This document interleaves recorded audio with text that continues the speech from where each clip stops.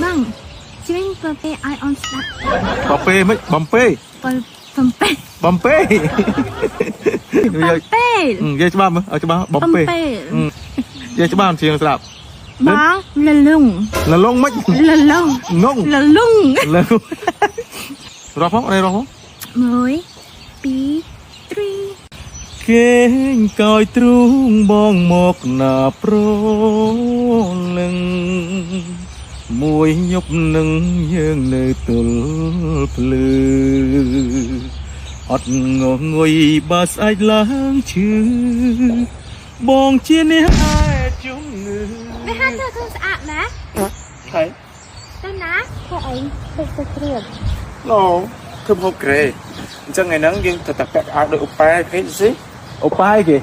អូប៉ាហ្នឹងបងសម្លាញ់ Oppa Gangnam Style. អូប៉ាកាមេសាទីស៊ីមកមេតិចអញ្ចឹង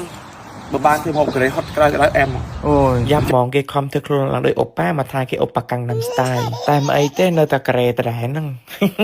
អញ្ចឹងផការ៉េខ្ជូតម្នាក់នេះធ្វើមកហូបការ៉េទៀតហើយថ្ងៃនេះហ៎គីមជីដែលសល់ពីពេលខ្ញុំធ្វើជ្រក់កាលពីជាមួយខែមុនណានៅសល់ប៉ុណ្្នឹងឯងអញ្ចឹងថ្ងៃនេះក៏យកមកស្លទៅជាស្លហត់ទឹកក្តៅៗតែម្ដងទៅហើយមិនមែនមានតែស្លគីមជីនេះមួយមុខទេយើងមានត្រីឆ្លូញប្រឡាក់ផ្ញើពីខ្មែរមកទៀតហ៎ងាកមកស្លគីមជីយើងវិញបាទត្បូងឡើយយើងរំលីងខ្ទឹមមួយឈ្ងុយសិនបាទបន្ទាប់ពីខ្ទឹមឈ្ងុយហើយយើងដាក់គីមជីដែលយើងបានកាត់វាខ្លីៗយើងដាក់ចូលឆាជាមួយនឹងខ្ទឹមនឹងឲ្យសព្វសាច់មកណាហើយខ្ញុំក៏លួចឲ្យទឹកជ្រក់គីមជីរបស់យើងនឹងចូលបន្ថែមដែរឲ្យវាមានជាតិជូរឆ្ងាញ់តែម្ដងបន្ទាប់មកខ្ញុំដាក់សាច់ជ្រូក3ជាន់ប្រហែលជាកន្លះខាំបាទដាក់តាន់តិចព្រោះពួកខ្ញុំអត់សូវចូលចិត្តញ៉ាំសាច់ផងយើងឆារំងាស់វាត្រឡប់មួយគីមជីនឹងឲ្យបានឆ្អិនល្អហើយទុកវាប្រហែលជា 4-5 នាទីសិនណា Bang ơn.ត្រីឆ្លើយ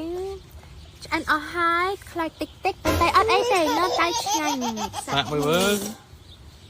ចូលចិត្តកតុយអឺសក់ចូលមក ទៅកតុយនឹងក្បាល គឺក្តៅចូលចិត្តស្រួយស្រួយ នេះ អត់ ស្មានដៃម៉ៃក្មេកធ្វើឆ្ងាញ់អត់ឆ្ងាញ់មកហ៎ ឆ្ងាញ់ អញ្ចឹងបន្ទាប់ពីយើងរំងាស់វាបានមកសន្ទុះហើយយើងចាប់ផ្ដើមថែមគ្រឿងមកមានដូចជាទឹកសៀងការ៉េទឹកកាផេងល្ងបាទម្ទេសហុយស្ករអំបិលប៊ីចេងទឹកត្រីទឹកស៊ីអ៊ីវអីចឹងលៃលោកតាមចំណង់ចំណូលចិត្តយើងមកណាពួកឯងខ្ញុំធ្លាប់ធ្វើបែបណាឆ្ងាញ់ខ្ញុំធ្វើបែបហ្នឹងហើយខ្ញុំបញ្ជាក់ផងដែរថាខ្ញុំក៏មិនអ្នកជំនាញធ្វើម្ហូបការ៉េដែរប៉ុន្តែ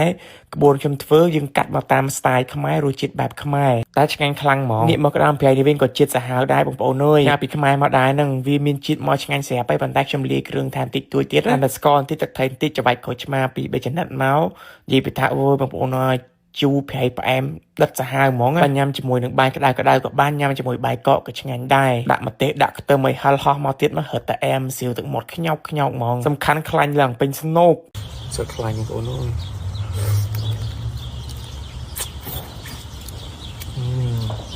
សើឆ្ងាញ់មួយបាយងាកមកស៊ុបគីមឈីយើងវិញបន្ទាប់ពីយើងបានរំងាស់វាចូលជាតិគ្រឿងក្រូវឆ្ងាញ់ល្អហើយយើងថែមតៅហ៊ូបន្ទាប់មកទៀតយើងថែមជាមួយនឹងពងមាន់2គ្រាប់ផងដែរបងម្ទេសចូលបន្តិចថែមស្លឹកខ្ទឹមបន្តិចជាមួយនឹងការរោយល្ងឈ្ងុយនេះបន្ថែមទៀតគឺរួចរាល់ជាការស្រេចតែម្ដងអញ្ចឹងឥឡូវសឡស៊ុបគីមឈីរសជាតិបែបខ្មែរយើងឆ្ងាញ់ឈ្ងុយឈ្ងប់នេះរួចរាល់ជាការស្រេចហើយបងប្អូនអើយក្បួនខ្ញុំធ្វើនេះអាចខុសពីក្បួនការ៉េខ្លះក៏ប៉ុន្តែខ្ញុំតម្រូវមាត់របស់យើងមាត់អាស៊ីបែបខ្មែររបស់យើងបងប្អូនខ្មែរដែលចេះធ្វើម្ហូបនឹងដែរពិសេសបងប្អូនខ្មែរនៅកូរ៉េឃើញវីដេអូនឹងហើយកុំខមមិនថាអីថាវ៉ាន់ណាព្រោះអីខ្ញុំធ្វើតាមរបៀបរបស់ខ្ញុំ style របស់ខ្ញុំទេធ្វើហូបមករាប់ឆ្នាំហើយធ្វើតែ style នឹងឯងបងប្អូនអើយ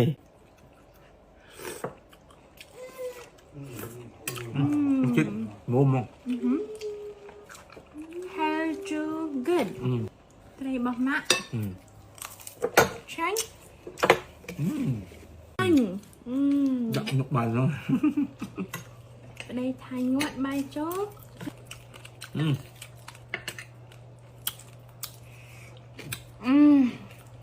មាន so good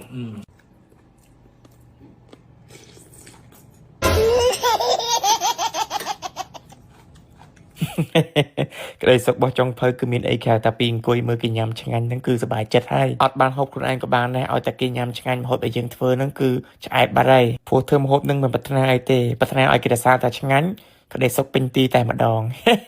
អញ្ចឹងសូមអរគុណបាយបាយ